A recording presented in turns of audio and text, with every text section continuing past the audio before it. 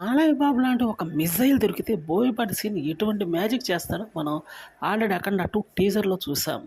Teaser first నుండి చివరి దాకా గూస్ బంప్స్ వస్తూనే ఉంటాయి. అంత అద్భుతంగా కట్ చేశాడు.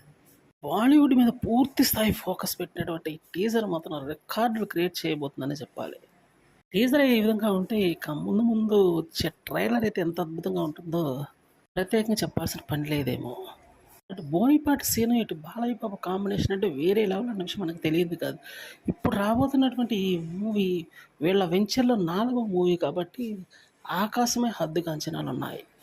ఈ టీజర్‌లో బాలయ్య బాబు యొక్క యాక్షన్ గాని, డైలాగ్స్ కానీ, విజువల్ ఎఫెక్ట్స్ గాని దిమ్మ తిరిగిపోయే విధంగా ఉన్నాయి. బాలయ్య బాబుకు మాత్రమే సాధ్యమయ్యే పెర్ఫార్మెన్స్ ఇదని చెప్పడంలో ఎటువంటి సందేహం లేదు.